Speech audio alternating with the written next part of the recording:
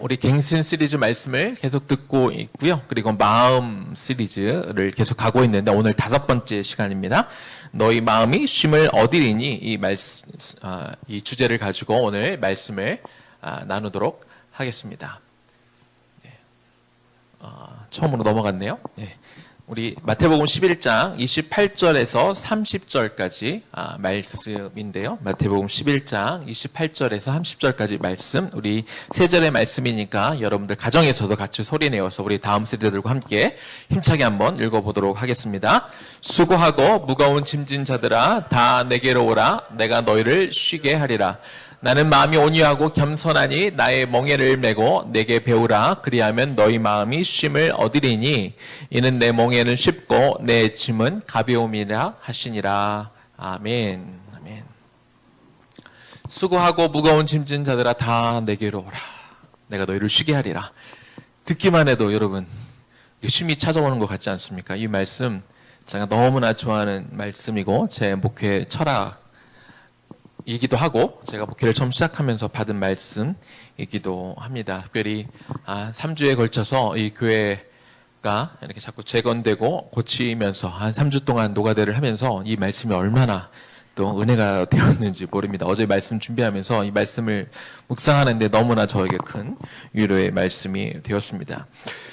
이 앞부분의 말씀은 사실 저희가 이 교회를 시작하면서 첫 부분에 드렸던 말씀이다. 오늘 다시 한번 조금 리뷰하는 시간을 갖겠습니다. 예수님은 지금 어떤 사람들을 초청하고 계시냐면 수고하고 무거운 짐진 자들을 초청하고 있습니다. 수고한다라는 말은 코피온테스라는 단어입니다. 능동태로 쓰여져 있어서 자기가 스스로 자기에게 짐을 부고하는 사람입니다. 자기가 더 잘 되기 위해서, 자기가 더 성공하기 위해서, 자기가 더 잘 먹고 잘 살기 위해서 스스로에게 짐을 부고하는 그런 사람, 그런 수고를 하는 사람을 말하고요. 또 하나, 짐진 자들, 이건 헬라 말로 페포로티스메노이라는 그런 단어입니다. 이 단어는 한국말로는 짐을 지었다. 그래서 마치 내가 짐을 진 것처럼 기록이 되어 있지만 그러나 헬라어나 그리고 영어로만 봐도 who is burdened라고 수동태로 기록이 되어 있습니다. 그러니까 내가 짐을 진 게 아니라 짐이 누군가에 의해서 지어진 거죠. 내 의지대로가 아니라 예를 들어 부모님의 어떤 기대에 의해서 내가 뭔가를 내가 원치 않는 것을 하고 있다거나 아니면 사회가 기대하는 어떤 사람이 내가 되기 위해서 스스로 내가 할 수 있는 것 이상의 것들을 짐을 지고 지어져 있다거나 이런 식의 짐을 지어진 사람을 이야기합니다. 그러니까 하나님이 이 세상 가운데 수고하는 사람을 크게 두 분류로 나누고 있는 거예요. 스스로 내가 한번 잘해보겠다고 더 잘 살겠다고 스스로 짐을 더 무겁게 지고 가는 사람, 혹은 내 의지와 상관없이 짐이 무겁게 지어져서 힘들게 가고 있는 사람. 하나님은 이 세상에 수고하는 사람들을 이렇게 두 분류로 나누고 이 두 분류의 사람들을 다 예수님이 초청하고 있는 것입니다. 그러면서 이 두 사람들을 초청하시면서 나한테 와라, 내가 너희를 쉬게 하겠다, 이렇게 말씀하고 있습니다. 그런데 우리 삶에 이 무거운 짐진 것들을 그냥 다 가지고 오면 다 없어지느냐? 그런 것 같지는 않습니다. 오늘 말씀을 통해 두 가지 포인트를 좀 나눠보고 싶은데요. 먼저는 반대로 가는 게 안 먹히네요. 예수님이 수고하고 무거운 짐진 자들을 초청하시면서 내가 너희를 쉬게 하리라 라고 말씀을 하기는 하는데, 그렇다고 해서 우리에게 지어져 있는 짐들이 다 없어지느냐? 그렇지는 않다는 겁니다. 그냥 우리가 예수 앞에 나오기만 하면, 그러면 우리가 앞에 놓여져 있는 내가 무거운 짐이든 아니면 누군가 지어놓은 짐이든 이것들이 다 없어지느냐? 자동적으로 다 사라지기 때문에 그러면 우리는 그냥 편히 와서 쉬고 먹고 놀고 자면 되느냐? 그렇지는 않다는 거죠. 우리 삶에는 필연적으로 우리가 짊어져야 될 짐이 있다는 것이죠. 오늘 읽었던 말씀의 29절입니다. 나는 마음이 온유하고 겸손하니 나의 멍에를 메고 내게 배우라. 그리하면 너희 마음이 쉼을 얻으리니. 자, 우리의 마음이 쉼을 얻을 것이다. 우리의 마음을 쉼을 얻는다라는 말씀을 다시 한번 해석하면 무슨 말이냐면, 우리가 피지컬리 지게 되는 그런 짐들은 사실은 여전히 남아있는다, 그런 뜻이에요. 그렇죠? 마음이 쉼을 얻지만 우리가 져야 될 짐들을, 우리가 필연적으로 져야 될 삶의 무게들은 여전히 남아있다. 이렇게도 우리가 해석할 수 있다는 것이죠. 그러면 이 짐들을 우리가 어떻게 해야 되는 것일까요? 참 이 무거운 짐들을 빨리 다 내려놓고 싶고 이 짐들에서, 이 수고에서 해방되었으면 하는 게 우리의 바람일 것입니다. 그러나 미리 말씀을 드리겠습니다. 솔직하게 말씀을 드리겠습니다. 우리 평생에 걸어가는 그 길에 우리가 짊어지는 이 짐들이 없어지는 일은 없을 것입니다. 이 짐들이 어느 날 갑자기 마법처럼 사라지는 일은 없을 것입니다. 물론 요즘 휴가철이기도 한데요. 우리가 지고 있는 이런 짐들이 무거워서 그래서 우리가 좀 휴식을 취하기 위해서 우리가 휴가를 떠날 수 있습니다. 우리가 멋진 곳에 가서 요즘은 멋진 곳에 가는 것도 좀 어렵긴 합니다만 아무튼 어딘가를 가서 우리가 좀 좋은 곳에 가서 쉬고 맛있는 거 먹고 그렇게 잠도 좀 많이 자고 나면 우리 몸과 마음이 충전이 돼서 다시 돌아올 수 있죠. 그러면 현실 세계로 우리가 충전된 몸으로 돌아왔을 때 그러면 세상에 오면 우리가 잘 쉬고 왔으니까 우리가 지고 있던 그런 짐들이 다 사라지느냐? 그런 수고할 것들이 다 없어져 있느냐? 그렇지 않죠? 그 일들은, 그 짐들은, 그 수고할 거리들은 여전히 우리 눈앞에 남아있다는 거예요. 이것들이 남아있으니까 그럼 지금부터 기도를 시작해볼까요? 40일을, 아니 400일을 기도해볼까요? 열심히 기도하면서 하나님 이 짐들이 사라지게 해주세요 라고 우리가 기도하면 그 짐들이 사라질까요? 그렇지 않습니다. 우리가 아무리 잘 쉬고 온다 할지라도, 우리가 아무리 열심히 기도한다 할지라도 우리가 져야 될 짐들은 여전히 남아있는 경우가 많다는 것이죠. 우리의 기도가 부족해서 그럴까요? 우리의 정성이 부족해서 그럴까요? 우리의 믿음이 연약해서 그럴까요? 그렇지 않다는 겁니다.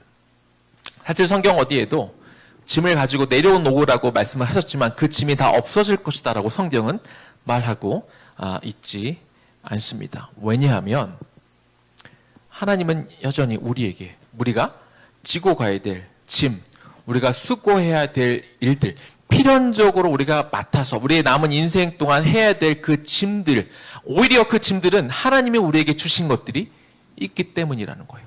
우리는 그것을 자꾸 없애려고 하고 자꾸 줄이려고 할지 모르겠습니다만 그러나 하나님 편에서 우리에게 이 일은 내가 너에게 맡겨진 짐, 그 짐들을 주시는 것들이 있기 때문에 그렇다는 것이죠.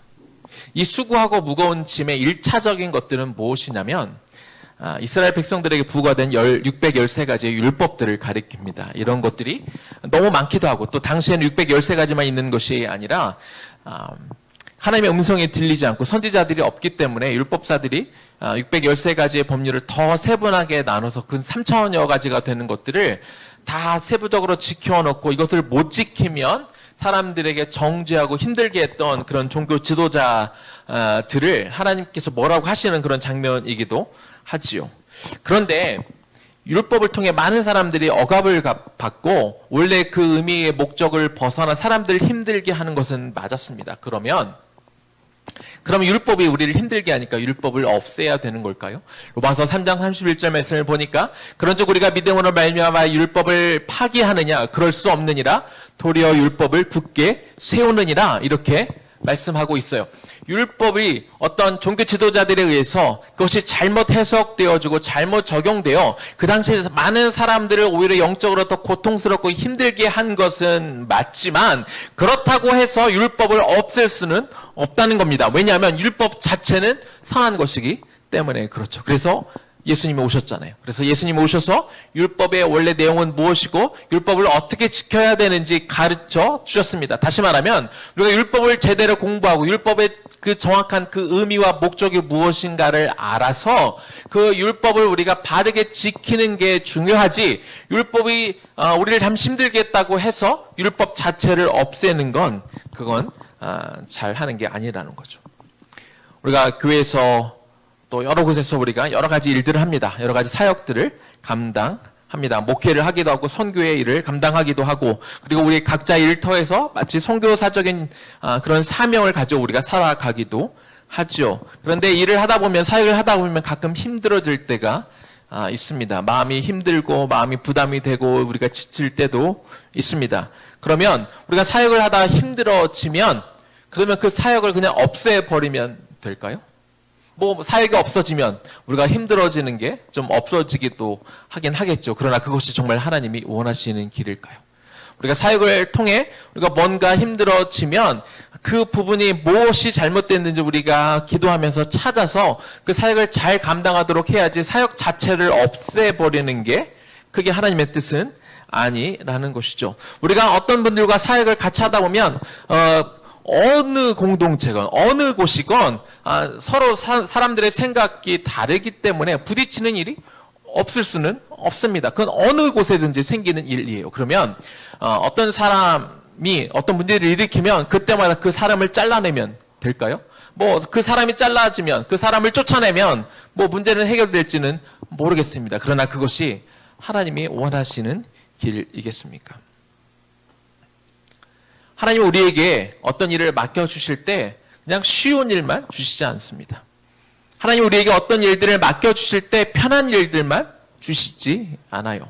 하나님 우리에게 어떤 일들을 감당할 때 나하고 마음에 맞는 사람들만 보내주시지 않습니다. 하나님 나라의 일은 그렇게 쉽게 편안하게 그렇게 즐겁게만 갈 수 있는 길은 아닙니다. 하나님 우리에게 무언가를 맡겨주셨을 때, 그리고 그곳에 어떤 어려움들이 있을 때, 때로 우리와 나와 맞지 않는 것들이 있을 때, 물론 그것은 그럴 만한 이유가 그곳에 있는 것이고, 그것은 우리가 적극적으로 우리가 딜을 하고 그것을 해결하고 우리가 그 방법들을 찾아서 우리가 돌파하면서 가야 되는 것이지, 어떤 어려움이 눈에 보였을 때 그 어려움을 그냥 다 잘라내버리고 가는 것은 하나님의 방식은 아니라는 것이죠.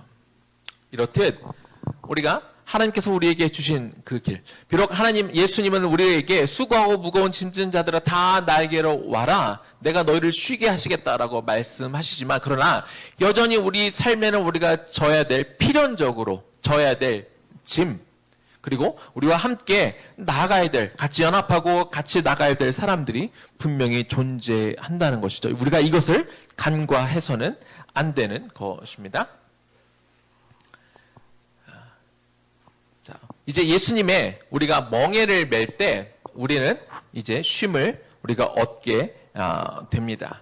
자, 우리가 필연적으로 주어진 교회의 사역, 또 하나님의 일들을 우리가 감당하게 될 때 우리가 많이 힘든데, 그러면 도대체 하나님의 쉼을 주신다는 건 어떤 거를 의미할까요? 여기에는 근데 조건이 있습니다. 마태복음 11장 29절 말씀인데요. 나는 마음이 온유하고 겸손하니 나의 멍에를 메고 내게 배우라. 그리하면 너희 마음이 쉼을 얻으리니. 자, 너희 마음이 쉼을 얻기 위해서 예수님이 말씀하시는 조건은 무엇입니까? 예수님의 멍에를 메야 된다, 이렇게 말씀하고 있어요. 우리가 예수님의 멍에를 맬 때 비로소 우리의 마음이 쉼을 얻을 것이다, 그렇게 말씀하고 있어요. 아니, 내가 지고 있는 짐도 너무나 힘든데, 아니 예수님의 멍에가 뭐예요? 결국은 예수님의 멍에는 십자가잖아요. 예수님의 십자가까지 지라고요? 예수님 너무 하시는 거 아닙니까? 라고 그렇게 말할지 모르겠습니다. 그러나 분명히 성경은 우리에게 말씀하고 있어요. 우리가 마음이 쉼을 얻으려면, 그러기 위해서는 예수 그리스도의 멍에를 우리도 예수님의 멍에는 예수님 거니까 예수님이 지세요가 아니라, 예수님이 지신 그 멍에, 예수님이 지신 그 십자가를 우리도 질 때 우리 마음이 쉼을 얻을 것이다 라고 분명히 말씀하고 있습니다.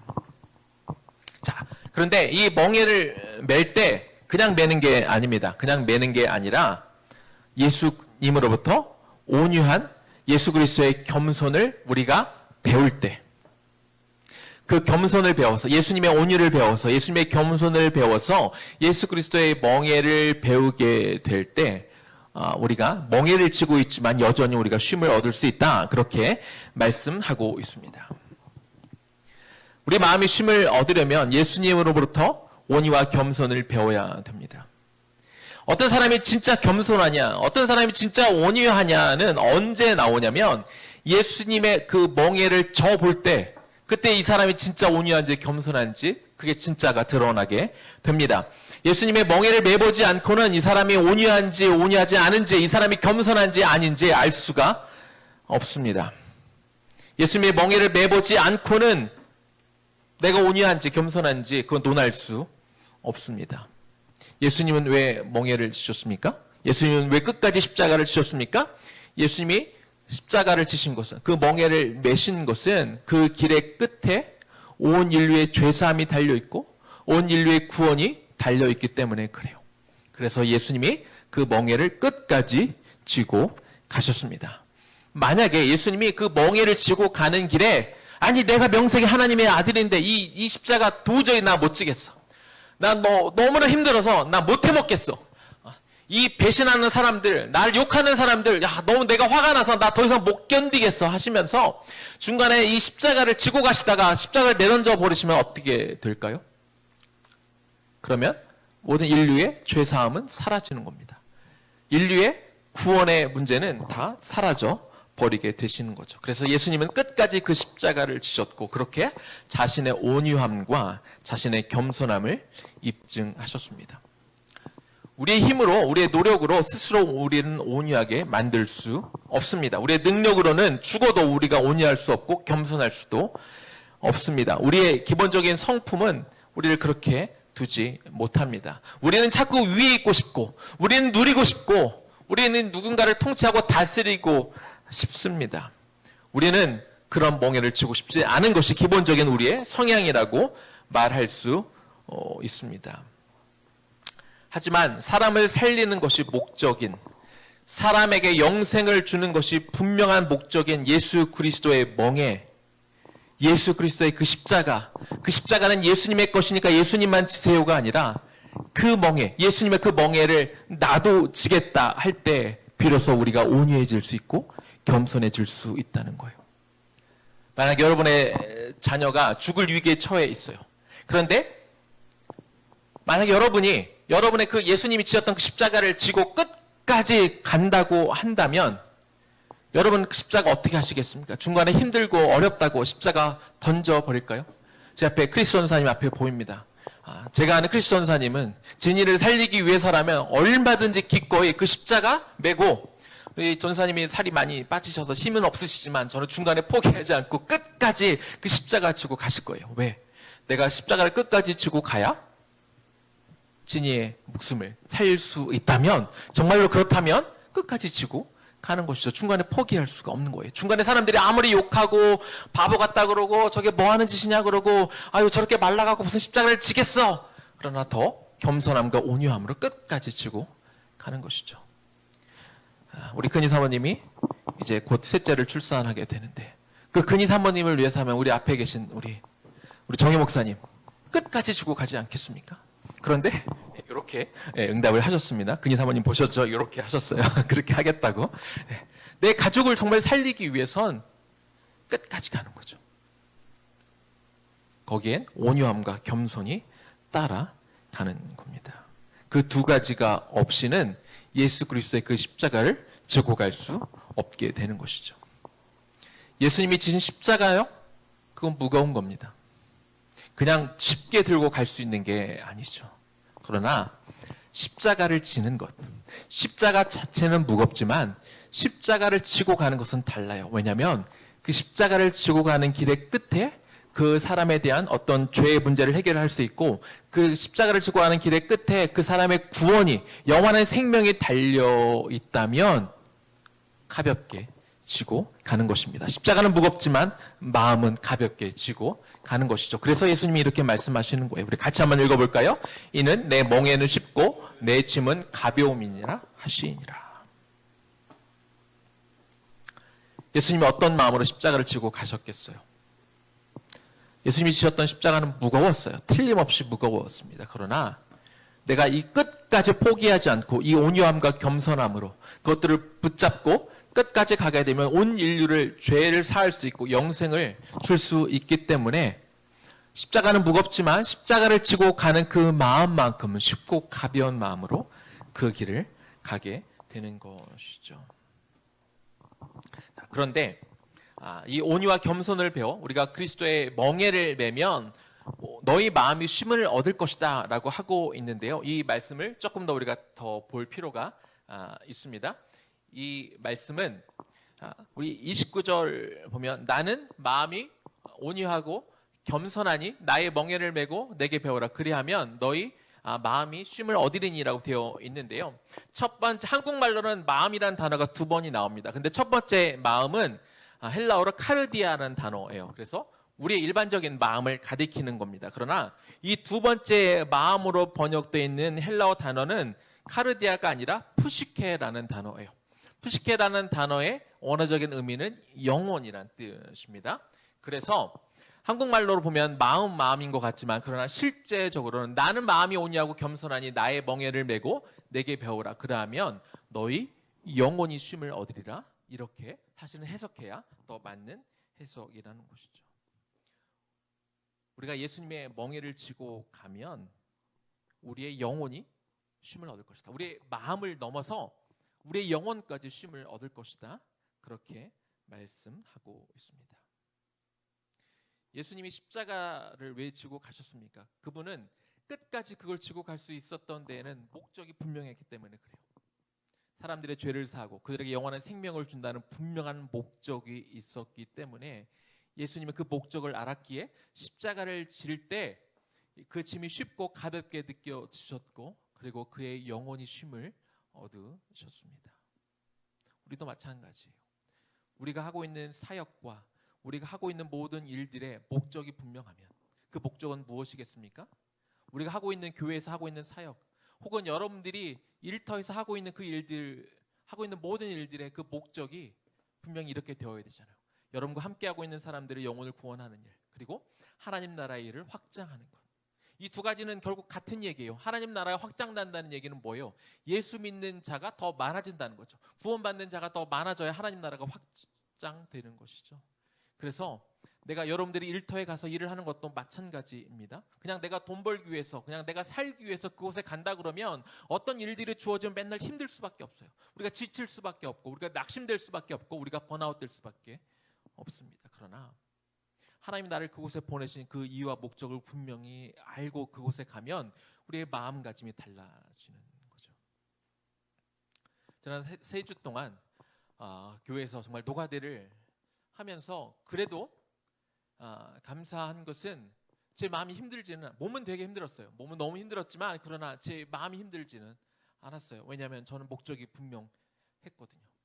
하나님 이곳에 왜 보내셨는지 다시 한번 이사야 61장 4절의 말씀을 붙들고 무너진 성전을 다시 세우기 위해서 이 의의 나무를 보내셨다는 것을 알고 있었기 때문에 그래서 교회 곳곳이 무너진 곳들을 다시 쌓고 다시 재건하고 다시 증축하는 일이 어렵지 않았습니다. 그리고 이 교회를 오는 성도들 그리고 이 곳에 와서 공부하는 아이들에게 조금 더 나은 환경을 주기 위해서 조금 더 시원하게 공부하기 위해서 조금 더 좋은 공기를 주기 위해서 그래서 안에 있는 물건들을 치우고 그래서 뭐 에어컨 공사를 하고 그래서 밑에 내려가서 곰팡이를 제거하는 일 육체적으로는 좀 힘든 일이었지만 그러나 이 일들을 통해 얻어진 결과들 우리 성도들이 더 안전하게 더 건강하게 더 밝게 이곳에서 신앙생활을 하고 공부를 할 수 있다는 것 때문에 너무나 기쁜 마음으로 그 일을 감당할 수 있게 되었습니다.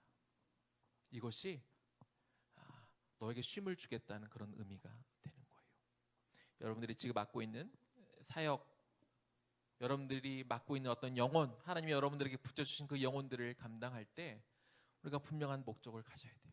그리고 여러분이 하고 있는 그 일과 여러분들이 맡겨진 그 영혼들을 예수님이 여러분에게 주신 예수 그리스도의 멍에로 우리가 인식을 해야 돼요. 그리고 내가 이것을 왜 지고 있는지 왜 하고 있는지 그 분명한 이유와 목적을 우리가 가지고 갈 때 비록 우리 육신적으로 힘들 수 있어요. 육체적으로 좀 어려울 수 있어요. 물론 그리고 때로 우리가 그것을 갖고 가면서 우리 마음이 때로 낙심될 때도 있죠. 그렇지만 우리가 지난주 나눈 것처럼 우리가 선을 행하되 낙심하지 말자고 지난주에 나눴지 않습니까? 우리가 이것들을 분명히 인지하고 나아갈 때 우리의 영혼이 쉼을 얻게 될 줄로 믿습니다. 이제 말씀을 마무리하겠습니다. 레오나르도 다빈치가 그린 최후의 만찬 그 그림이 있습니다. 여기에는 12명의 제자가 예수님과 함께 만찬을 나누는 그런 그림이 있습니다. 그런데 화가인 레오나르도 다빈치는 예수님을 한 번도 만나본 적이 없잖아요. 그래서 예수님을 닮았을 것 같은 사람을 찾아다니기 시작했어요. 예수님을 본 적은 없지만 그냥 저 사람이면 예수님의 모습이 아니었을까라고 그런 사람을 찾아보려고 열심히 다녔는데 찾아다닌 지 6개월 만에 안델로라는 청년을 만났습니다. 왠지 저 사람의 얼굴이 예수님의 얼굴이었을 것 같은 거죠. 그래서 그 청년을 수도원에다가 모셔다 두고 그분의 얼굴을 그리며 이분이 예수님의 얼굴을 그리는 마음으로 그렇게 그림을 그렸습니다. 그 그림을 그려놓고 모두가 다 만족을 했다고 합니다. 그런데 이제 다른 제자들의 얼굴을 또 그려야 되는데 다른 사람들은 쉽게 찾았는데 가룟 유다의 얼굴을 못 찾은 거예요. 그래서 또 가룟 유다의 얼굴일 것 같은 사람을 또 찾아 나섰습니다. 그런데 이번에는 1년이 걸렸대요. 아까 예수님의 얼굴을 가지고 있는 사람을 찾는데 6개월이 걸렸다면 이번엔 약 1년이 걸렸다고 합니다. 그걸 수도원에다 모셔다 놓고 다시 한번 마지막으로 유다의 얼굴을 이렇게 그렸습니다. 그런데 그림을 다 그리고 났더니 갑자기 그 청년이 막 울더래요. 그래서 물어봤습니다. 레오나르도 다빈치가 물어봤대요. 왜 당신이 이렇게 우십니까? 그랬더니 사실은 제가 한 1년 전쯤에 당신이 내가 예수의 얼굴을 닮았다고 그래서 당신이 나를 데려다가 이곳에서 예수의 얼굴을 그렸습니다. 그런데 그 뒤로 1년이 지났고 내 삶은 완전히 무너졌고 오늘은 내 얼굴이 유다의 얼굴이 되어서 오늘 이 자리에 와서 유다의 얼굴로 그려지고 있습니다. 그렇게 이야기했다고 합니다.